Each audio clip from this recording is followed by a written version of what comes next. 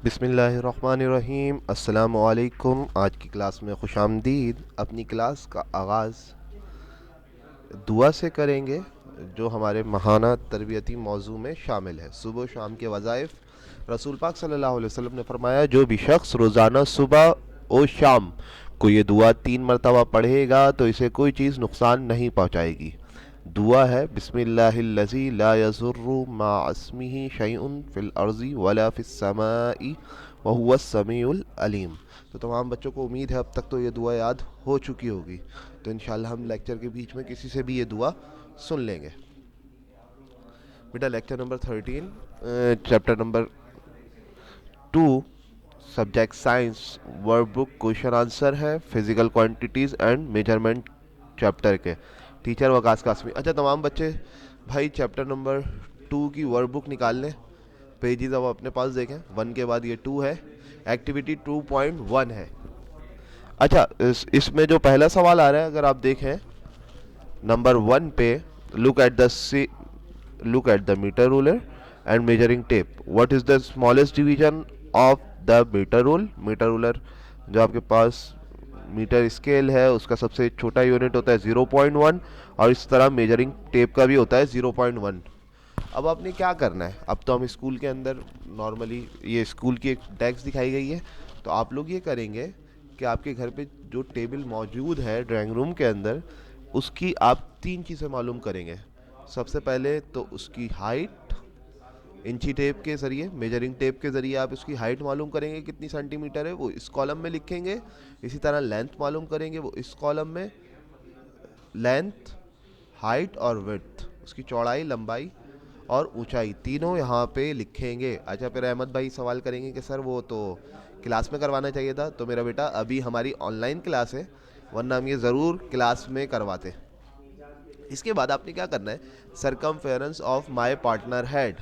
अब आप क्या करेंगे, मेजरिंग टेप लेंगे, अपनी बहन या भाई का या कोई दोस्त अगर करीब में मौजूद है, किसी का भी सर जो है मेजरिंग टेप से नापेंगे और उसको इधर लिखेंगे। ठीक है। इसके बाद आपके पास क्वेश्चन नंबर 4 है, why is measuring tape a more suitable instrument than a metre rule for measuring head circumference. अब ये कह रहे हैं कि भाई मेजरिंग टेप ही क्यों यूज़ कर रहे हैं, स्केल से क्यों सर नहीं नाप रहे। तो ये बहुत आसान सी बात है कि भाई मेजरिंग टेप फ्लेक्सिबल होता है और वो पूरे सर पे घूम सकता है, लेकिन मीटर रूल स्केल इस तरह से नहीं कर सकता। फिर इसके बाद है choose a suitable instrument to measure the length width of your classroom. भाई क्लासरूम तो अभी हमारी मजबूरी है क्योंकि हम स्कूल में नहीं हैं, तो आप लोग अपने कमरे का, किसी भी कमरे की लेंथ और विड्थ नाप के इधर लिखेंगे। ठीक है, मेजरिंग टेप के ज़रिए। फिर इसके बाद to the suitable instrument to measure your waist circumference you should measure it at level of your belly bottom। आपकी जो कमर होती है जहाँ पर अपनी पैंट वगैरह या शलवार वगैरह पहनते हो, उसका अपने वेस्ट का सरकमफेरेंस मालूम करना है मेजरिंग टेप के ज़रिए, क्योंकि हर बच्चे की अलग है, तो वो अपनी नाप के यहाँ पर लाजमी लिखेगा। इसके बाद आपके पास एक प्रैक्टिकल है जिसके बारे में हमने लास्ट टाइम बहुत बात कर चुके हैं, इरेगुलर शेप को मालूम करने का। तो 1 ml equal to 1 centimetre cube. आपको एक बात बता दी गई कि भाई 1 ml जो है वो 1 सेंटीमीटर क्यूब के बराबर है। फिर उसके बाद यहाँ पे 2 पानी के लेवल्स दिखाएं। एक वो लेवल जब उसमें इरेगुलर शेप्स कोई नहीं डाली गई थी, और एक वो जब इरेगुलर शेप डाल दी गई तो क्या हुआ। तो यहाँ पे जो इनिशियल लेवल है वो 50 सेंटीमीटर क्यूब है। फिर उसके बाद जब हमने उसमें 5 मार्बल्स छोटे छोटे उनके ज़र्रे डाले तो ये 55 हो गया। फिर आपसे पूछा जा रहा है कि भाई वॉल्यूम बताएं मार्बल का, 5 मार्बल्स का कितना हुआ। तो 55 में से हमने 50 को माइनस कर दिया, जैसे V1 में से V0 को हमने माइनस कर दिया। Put 5 identical marbles into the measuring cylinders. हमने ये करा, ठीक है, बाय स्लाइडिंग दैम, उसका उसके अंदर डाला। फिर ये पूरी वो कहानी लिखी हुई है जो हम प्रैक्टिकल्स में पहले पढ़ चुके हैं। Calculate the volume of 5 marbles, this is equal to the difference between the final and initial water. अब ये बात बहुत आसान है कि अगर आपने वो 5 मार्बल्स का वॉल्यूम निकालना था तो आपने क्या किया, जो चेंजेस आई हैं उसको ओरिजिनल से माइनस किया, तो आपके पास आ गया। Means calculate the average volume volume of one marble. अगर 5 मार्बल है और पाँचों का 5 आ रहा है तो उसका नॉर्मली बात है कि एक का वन मार्बल का कितना हुआ, 1 centimetre cube. Why are 5 marble instead of just one in this activity. ये पूछा जा रहा है कि यार अब 5 ही क्यों यूज़ करो, एक भी यूज़ कर सकते हो। तो using 5 marbles give a more accurate volume. जो 5 मार्बल्स है वो बिल्कुल एक्यूरेट वॉल्यूम दे रहा है। This is because the volume of a single marble may be smaller than the smallest unit of measurement और स्केल द मेजरिंग सिलेंडर्स। बाज़ औक़ात ऐसा भी हो सकता है कि वो पत्थर ऐसा हो, बहुत ज़्यादा छोटा हो कि वो उसका जो स्केल्स है जिससे आप मेजरिंग सिलेंडर से मालूम कर रहे हो वॉल्यूम, और उससे कम यूनिट आ जाए तो फिर किस तरह मालूम करेंगे। इसलिए हम एहतियाती तौर पे 5 यूज़ करते हैं। फिर इसके बाद है आपके पास सेक्शन बी है।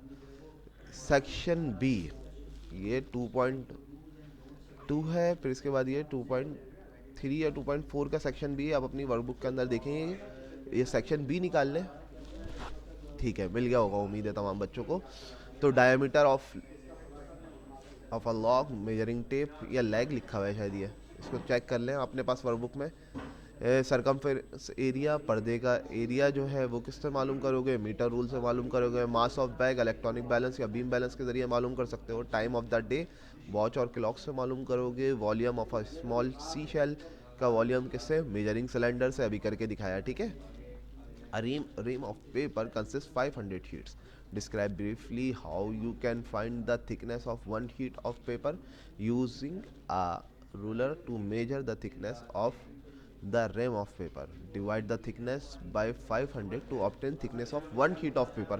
आपने क्या किया, एक ream of paper जो प्रिंटर पेपर्स के पूरे पूरे रेम आते हैं उसका 5,500 पेपर्स की आपने थिकनेस मालूम करनी थी। तो आपने क्या किया, उसको पूरी उसकी मेजरिंग टेप से उसकी थिकनेस निकाली कि कितनी है, और उस थिकनेस को आपने क्या करा, 500 से डिवाइड किया तो आपको एक पेपर की थिकनेस पता चल गई।